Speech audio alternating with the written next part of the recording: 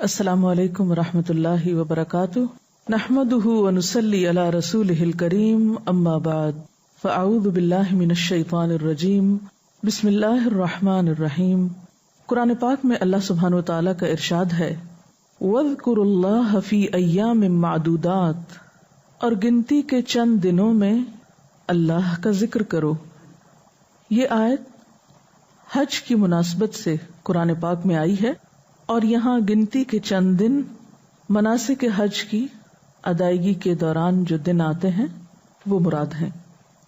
ایک اور جگہ پر آتا ہے وَاذْكُرُوهُ كَمَا هَدَاكُمْ، اور اس کا ذکر کرو، اس کو یاد کرو جیسا کہ اس نے تمہاری رہنمائی کی ہے۔ یعنی اللہ کے ذکر میں بھی اللہ تعالی کی دی ہوئی رہنمائی کو مد نظر رکھنا بے حد ضروری ہے۔ وہ رہنمائی کیا ہے؟ اس کے لیے ہم رسول اکرم صلی اللہ علیہ وسلم کے اسوہ حسنہ کو دیکھیں گے، کیونکہ قرآن پاک میں اللہ سبحانہ وتعالیٰ فرماتے ہیں قُلْ إِن كُنتُمْ تُحِبُّونَ اللَّهَ فَاتَّبِعُونِي يُحْبِبْكُمُ اللَّهُ وَيَغْفِرْ لَكُمْ ذُنُوبَكُمْ، کہہ دیجئے کہ اگر تم اللہ سے محبت رکھتے ہو تو میری پیروی کرو، اللہ تم سے محبت کرے گا اور تمہارے گناہوں کو معاف کر دے گا۔ تو ذکر کرنے کے معاملے میں بھی ہمیں نبی صلی اللہ علیہ وسلم کی اطاعت کرنا ہے، آپ کا اتباع کرنا ہے، اور یہ دیکھنا ہے کہ آپ نے مختلف مقامات پر کیا ذکر کیے۔ تو آج ہم حج کی مناسبت سے کچھ مسنون اذکار کا ذکر کریں گے۔ سب سے پہلے تو جو شخص گھر سے جا رہا ہو، یعنی حاجی جو حج کرنے کا ارادہ رکھتا ہو، جب گھر سے جانے لگے تو گھر والوں کے لیے دعا کرے۔ قدرتی بات ہے، جب انسان اپنے گھر والوں سے جدا ہوتا ہے تو ان کی فکر بھی ہوتی ہے اور اداسی بھی ہوتی ہے، تو ایسے موقع پر ذکر سکھایا گیا۔ ابن ماجہ کی روایت میں آتا ہے استودعکم اللہ الذی لا تضیع ودائعہ، ترجمہ ہے اس دعا کا، میں تمہیں اللہ کے سپرد کرتا ہوں جس کے پاس رکھی گئی امانتیں سلامت رہتی ہیں۔ یعنی گھر والوں کو انسان اللہ کے سپرد کر کے روانہ ہو تاکہ اسے بار بار پیچھے کی فکر نہ ہو۔ پھر گھر والوں کے لیے بھی آتا ہے کہ وہ بھی جانے والے کو دعا دیں۔ وہ کیا کہیں؟ ترمذی کی روایت میں آتا ہے استودع اللہ دینک و امانتک و خواتیم عملک، میں تمہارا دین، امانت اور آخری عمل اللہ کی حفاظت میں دیتا ہوں، یعنی جاتے ہوئے تمہیں یہ دعا دیتا ہوں کہ تم اللہ کی حفاظت میں رہو، اپنے دین، امانت اور اعمال کی سلامتی کے ساتھ۔ جب گھر سے نکلے تو یوں کہے، ابو داؤد کی روایت ہے بسم اللہ توکلت علی اللہ لا حول ولا قوۃ الا باللہ، اللہ کے نام کے ساتھ میں نے اللہ پر توکل کیا، نہ کسی کو نیکی کرنے کی قوت ہے اور نہ برائی سے بچنے کی طاقت ہے مگر اللہ کی توفیق سے۔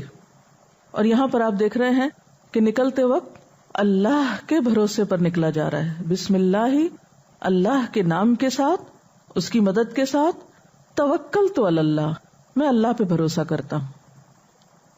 کس معاملے میں؟ کہ میرا یہ سفر بخیر گزرے۔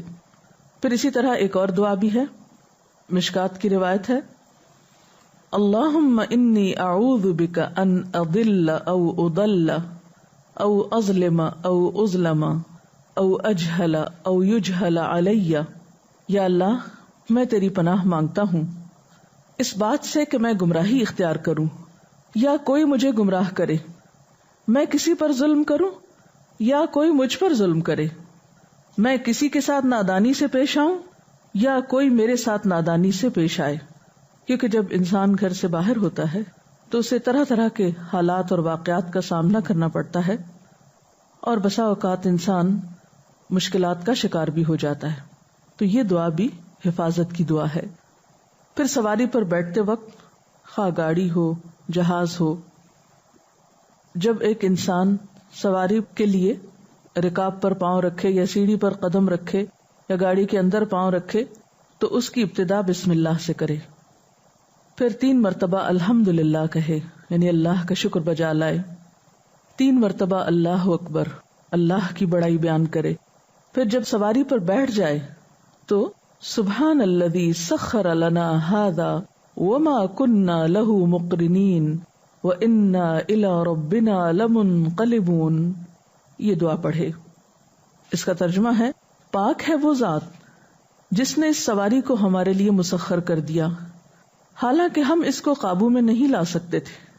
مثلاً اگر آپ جہاز پر بیٹھے ہیں تو جہاز کی وسعت اور جہاز کا حال حلیہ دیکھ کر انسان بعض اوقات سوچتا ہے کہ کس طرح یہ زمین سے اتنی بوجھل چیز اٹھے گی اور کس طرح فضا میں اڑ کر پھر ہمیں منزل مقصود تک پہنچائے گی۔ اور عموماً جہاز میں بیٹھنے والے کسی نہ کسی پریشانی کا ضرور شکار ہوتے ہیں اور یہ خیال دل میں ضرور آتا ہے کہ ہم خیریت سے مقام پر پہنچ جائیں، منزل تک۔ تو بہرحال اس وقت انسان اللہ تعالیٰ کی تسبیح بیان کرے، اس کی عظمت بیان کرے کہ پاک ہے وہ ذات جس نے اسے ہمارے لیے مسخر کر دیا، ہمارے بس میں نہ تھا کہ ہم اس کو قابو میں لاتے، بے شک ہم اپنے رب کی طرف لوٹنے والے ہیں۔ اچھا، سفر ایک ایسی چیز ہوتی ہے کہ جس میں انسان کو موت ضرور یاد آتی، یہ خیال دل میں ضرور آتا ہے کہ پتہ نہیں واپس بھی آتے ہیں کہ نہیں، خدا نخواستہ کوئی ایسا حادثہ یا کوئی ایسی چیز نہ پیش آ جائے کہ جس سے واپس لوٹنا مشکل ہو۔ تو اس موقع پر یہ دعا کہ ہم اپنے رب کی طرف پلٹنے والے ہیں کہ جس طرح آج اس گھر کو عارضی طور پر چھوڑ کر جا رہے ہیں، ایک دن آئے گا کہ ہم اس گھر کو ہمیشہ کے لیے چھوڑ جائیں گے، اور بندہ مومن کے دل میں آخرت کا احساس اور اپنے رب کی طرف واپس پلٹنے کا احساس ہمیشہ تازہ رہنا چاہیے۔ اسی طرح ایک اور بہت خوبصورت دعا ہے، اللہم انا نسألک فی سفرنا ھذا البر والتقوى ومن العمل ما ترضى اللہم ہون علینا سفرنا ھذا واطو عنا بعدہ اللہم انت الصاحب فی السفر والخلیفۃ فی الاہل اللہم انی اعوذ بک من وعثاء السفر وکآبۃ المنظر وسوء المنقلب فی المال والاہل۔ اگرچہ دعا کچھ لمبی ہے لیکن اس کا معنی بہت ہی خوبصورت ہے۔ اے اللہ، ہم اس سفر میں آپ سے نیکی، تقوی اور ایسے عمل کا سوال کرتے ہیں جو آپ کی پسند کا ہو، یعنی ہم جس کام کے لیے جا رہے ہیں تو اس سے راضی ہو جائے۔ اے اللہ، ہم پر سفر کو آسان کر دیجئے اور اس کی دوری کو لپیٹ دیجئے۔ اے اللہ، آپ اس سفر میں ہمارے ساتھی ہیں اور ہمارے اہل و عیال میں ہمارے خلیفہ ہیں۔ اے اللہ، میں سفر کی تکلیف سے، برے منظر سے اور اپنے اہل و عیال میں بری حالت کے ساتھ واپس آنے سے آپ کی پناہ طلب کرتا ہوں، یعنی راستے میں بھی سلامتی رہے اور پیچھے اہل و عیال بھی خیر عافیت سے رہیں۔ یہ دو چیزیں، یہ دو فکریں ہوتی ہیں انسان کو گھر سے نکلنے پر، اور اس دعا میں یہ دونوں باتیں بہت خوبصورتی کے ساتھ جمع کر دی گئی ہیں۔ اسی طرح انسان جب سفر کے دوران میقات پر پہنچ کر عمرے کی نیت کرے تو اللہم لبیک بالعمرہ کہہ کر دعا مانگے، میں حاضر ہوتا ہوں اے اللہ، میں عمرے کے لیے حاضر ہوتا ہوں۔ تلبیہ، لبیک اللہم لبیک، لبیک لا شریک لک لبیک، ان الحمد والنعمت لک والملک لا شریک لک۔ میں حاضر ہوتا ہوں اے اللہ، میں حاضر ہوتا ہوں، میں حاضر ہوتا ہوں، آپ کا کوئی شریک نہیں، میں حاضر ہوتا ہوں، بے شک تعریف، نعمت اور ملک تیرا ہی ہے، تیرا کوئی شریک نہیں۔ تلبیہ کے بعد کوئی اور دعا بھی اور رسول اللہ صلی اللہ علیہ وسلم پر درود بھی پڑھا جا سکتا ہے۔ سفر میں اگر کسی جگہ رکنا پڑے تو اس وقت یہ دعا پڑھنی چاہیے، اعوذ بکلمات اللہ التامات من شر ما خلق، میں اللہ تعالیٰ کے تمام کلمات کے ذریعے ساری مخلوق کے شر سے اللہ کی پناہ مانگتا ہوں۔ کیونکہ انسان سفر میں جب کسی انجان جگہ پر رکتا ہے تو عموماً خوف کا شکار ہوتا ہے کہ کوئی چیز نقصان نہ دے، تو یہ دعا انسان کو سارے نقصانات سے محفوظ رکھتی ہے۔ پھر اسی طرح مکہ اور مدینہ میں داخل ہوتے وقت 3 بار کہیں، اللہم بارک لنا فیہا، اے اللہ اس بستی کو ہمارے لیے مبارک کر دے۔ اللہم ارزقنا جناہا وحببنا الی اہلہا وحبب صالحی اہلہا الینا، اے اللہ اس بستی کی اچھی پیداوار کو ہمارا رزق بنا اور ہماری محبت ان بستی والوں کے دل میں ڈال دے، اور ان میں جو نیک لوگ ہوں ان کی محبت ہمارے دلوں میں پیدا کر دے۔ مکہ اور مدینہ کے قیام کے دوران انسان کو دن میں کئی بار مسجد جانا ہوتا ہے، تو مسجد میں داخل ہونے کے وقت دعا لازمی پڑھنی چاہیے۔ اس سلسلے کی مسنون دعا، دایاں پاؤں مسجد میں پہلے رکھنا چاہیے اور یہ دعا پڑھنی چاہیے، بسم اللہ والسلام علی رسول اللہ، اللہم اغفر لی ذنوبی وافتح لی ابواب رحمتک۔ اللہ کے نام سے داخل ہوتا ہوں، اللہ کے رسول صلی اللہ علیہ وسلم پر سلام ہو، اے اللہ میرے گناہ معاف کر دے اور میرے لیے اپنی رحمت کے دروازے کھول دے۔ پھر اسی طرح مسجد الحرام میں داخل ہونے کے بعد جب بیت اللہ شریف کو دیکھیں تو کوئی بھی دعا مانگ سکتے ہیں۔ یاد رکھیے، پہلی دفعہ بیت اللہ شریف کو دیکھنے پر جو دعا مانگی جاتی ہے وہ قبول ہوتی ہے۔ اس وقت آپ جو چاہیں مانگیں، لیکن اگر اپنے لیے، تمام مومنوں کے لیے، اپنے والدین کے لیے دعا مانگیں اور وہ بھی آخرت کی بخشش کی، تو یہ ایک بہترین دعا ہوگی۔ مثلا حضرت ابراہیم علیہ السلام کی دعاؤں میں سے ایک دعا جو ہم ہر نماز میں پڑھتے ہیں، رب اجعلنی مقیم الصلاۃ ومن ذریتی ربنا وتقبل دعاء ربنا اغفر لی ولوالدی وللمؤمنین یوم یقوم الحساب۔ تو اس میں دعاؤں کی قبولیت کی دعا بھی ہے۔ اس نیت سے آپ یہ مانگے کہ جو بھی یا اللہ میں دعا مانگوں اس کے بعد وہ قبول ہو، اور اس کے ساتھ مجھے بخش دے، میرے والدین کو بخش دے اور سارے مومنوں کو بخش دے جس دن حساب کتاب قائم ہو۔ تو یہ ایک بہت ہی خوبصورت دعا ہے۔ پھر اسی طرح طواف کی ابتدا میں بسم اللہ اللہ اکبر کہا جائے گا۔ طواف کے دوران سبحان اللہ والحمد للہ ولا الہ الا اللہ واللہ اکبر ولا حول ولا قوت الا باللہ العلی العظیم یہ پڑھ سکتے ہیں۔ پاک ہے اللہ اور سب تعریف اللہ کے لیے ہے، اور اللہ کے سوا کوئی الہ نہیں، اللہ سب سے بڑا ہے۔ کوئی طاقت اللہ کے سوا انسان کو فائدہ نہیں دے سکتی۔ رکن یمانی اور حجر اسود کے درمیان اللہم انی اسألک العفو والعافیۃ فی الدنیا والآخرہ ربنا آتنا فی الدنیا حسنۃ وفی الآخرۃ حسنہ وقنا عذاب النار۔ یہ دعا پڑھی جا سکتی ہے، یہ مسنون دعا ہے۔ اس کا ترجمہ ہے، اے اللہ میں تجھ سے درگزر اور عافیت کا سوال کرتا ہوں دنیا اور آخرت میں۔ اے ہمارے رب، ہمیں دنیا میں بھلائی عطا فرما اور آخرت میں بھی بھلائی عطا فرما اور ہمیں آگ کے عذاب سے بچا۔ طواف کے ہر چکر کی الگ دعا سنت سے ثابت نہیں۔ اس دوران آپ کوئی بھی دعا پڑھ سکتے ہیں، ضروری نہیں کہ آپ کتاب کھول کر پڑھیں، جو بھی آپ کے دل میں ہے۔ یاد رکھیے، دعا میں جتنا خلوص ہوگا، جتنا خشوع و خضوع ہوگا، اتنی ہی وہ دعا زیادہ بہترین ہوگی، کیونکہ حدیث میں آتا ہے اللہ تعالیٰ غافل دل کی دعا نہیں سنتے۔ تو ایسا نہ ہو کہ ہمارا دھیان کہیں اور ہو، یا ہم صحیح طور پر کتاب سے کچھ پڑھ نہ پا رہے ہوں اور دعا میں وہ یکسوئی نہ ہو۔ تو اس سے بہتر ہے کہ اپنی زبان میں دعا مانگ لیجئے، لیکن دعا میں خلوص اور خشوع و خضوع اور توجہ بے حد ضروری ہے۔ اسی طرح زمزم پیتے ہوئے بسم اللہ پڑھ کر پیئے، خوب پیٹ بھر کر پیئے۔ زمزم سے پہلے دعا قبول ہوتی ہے۔ حضرت ابن عباس یہ دعا مانگا کرتے تھے، اللہم انی اسألک علما نافعا ورزقا واسعا وشفاء من کل داء۔ اے اللہ میں تجھ سے نفع پہنچانے والا علم اور فراخ روزی اور ہر بیماری سے شفا کا سوال کرتا ہوں۔ پھر مقام ابراہیم کی طرف جاتے ہوئے واتخذوا من مقام ابراہیم مصلی پڑھ لیجئے اور مقام ابراہیم کو نماز کی جگہ بنا لو۔ پھر سعی کے لیے جاتے ہوئے ان الصفا والمروۃ من شعائر اللہ ابدأ بما بدأ اللہ بہ۔ بے شک صفا و مروہ اللہ کی نشانیوں میں سے ہیں، میں سعی کی ابتدا اسی پہاڑی سے کرتا ہوں جس کا ذکر اللہ نے پہلے کیا یا جس سے اللہ تعالیٰ نے ابتدا کی۔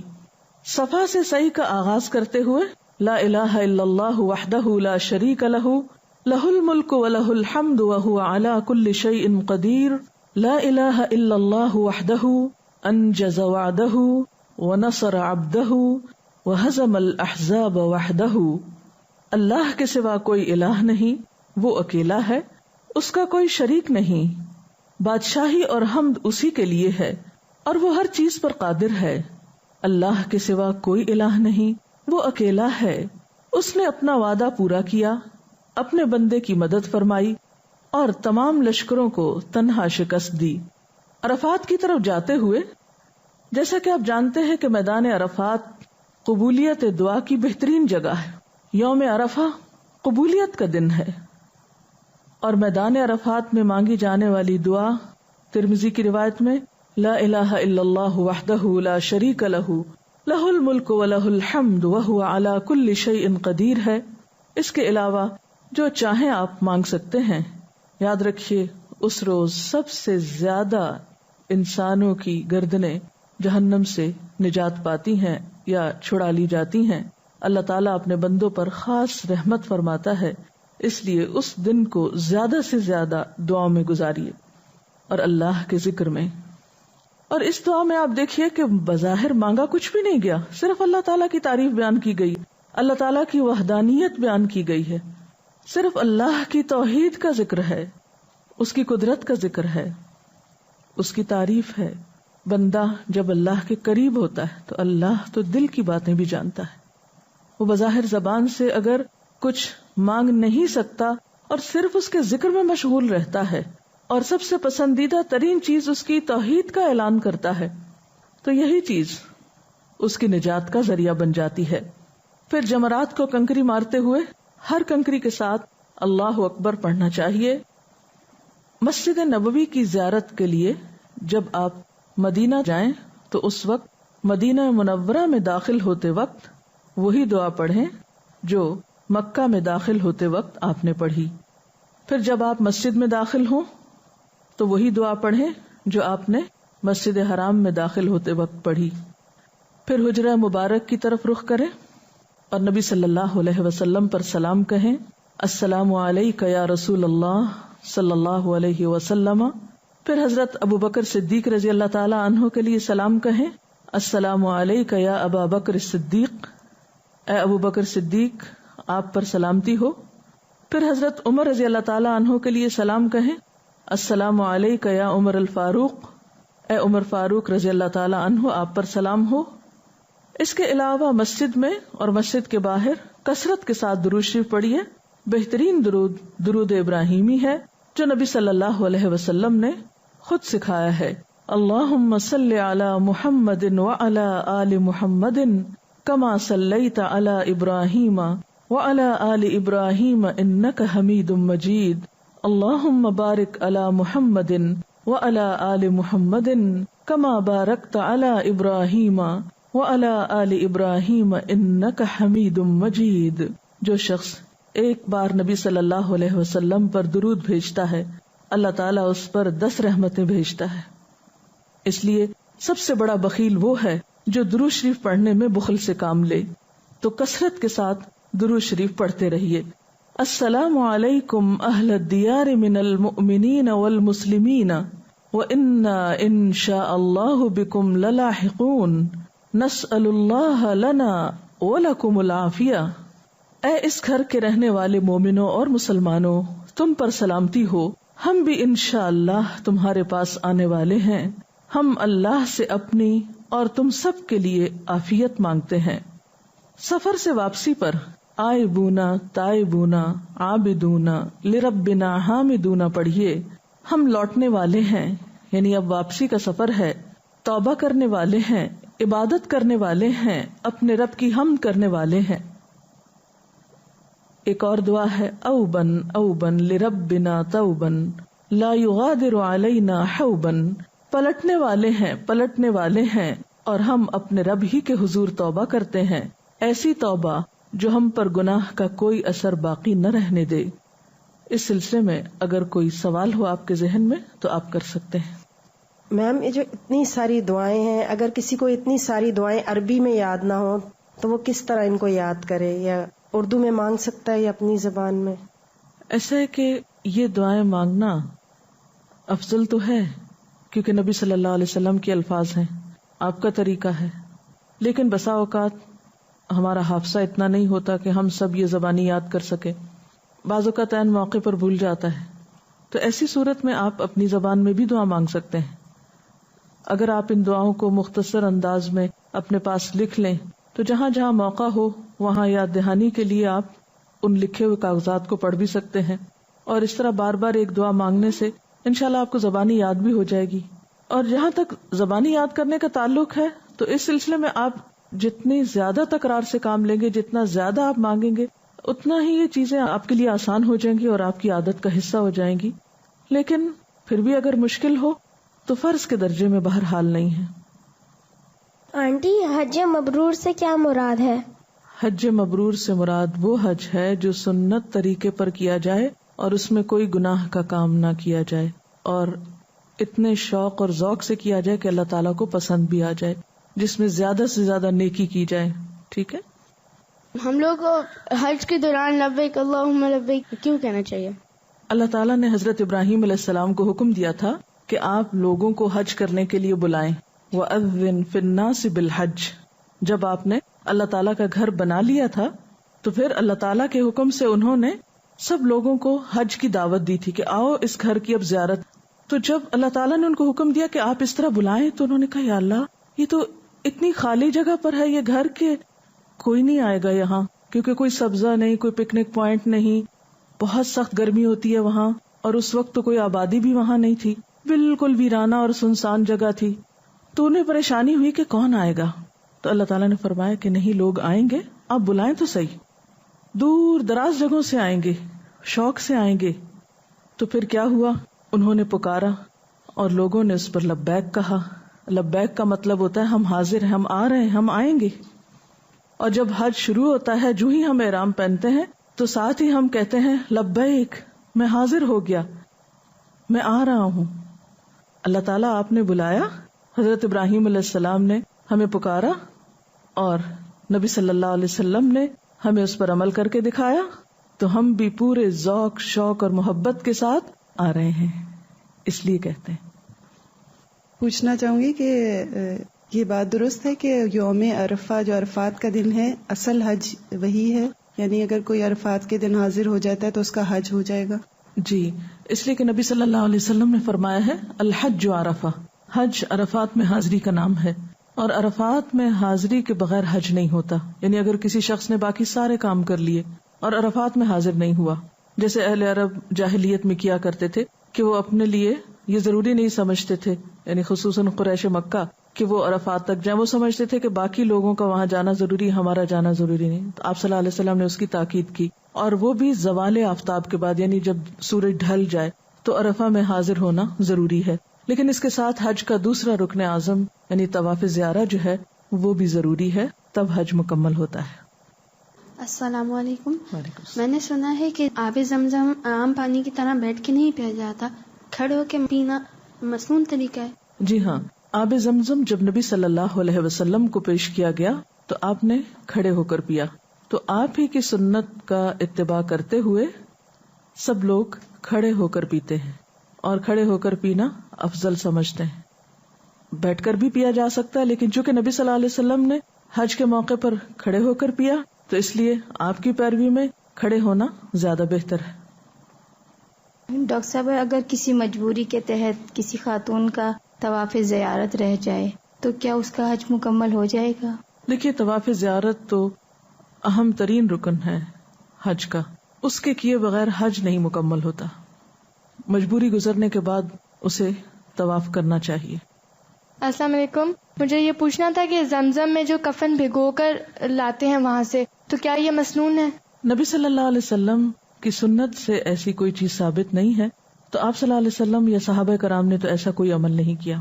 اور ویسے بھی اگر دیکھا جائے تو پانی تو کپڑے کے خشک ہونے پر سب اڑ جاتا ہے، اس میں رہتا تو نہیں ہے. مدینہ منورہ میں درود شریف کے علاوہ اور کون سی دعا مانگی جا سکتی ہے؟ مدینہ منورہ میں درود شریف کے علاوہ تمام مسنون دعائیں مانگ سکتے ہیں آپ، لیکن اگر آپ کو وہ دعائیں یاد نہ ہوں اور آپ صرف درود شریف بھی پڑھنا چاہیں تو یہ بھی کافی ہو جائے گا.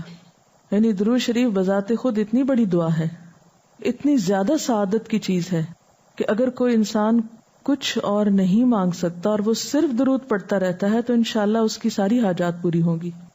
السلام علیکم ورحمۃ اللہ وبرکاتہ.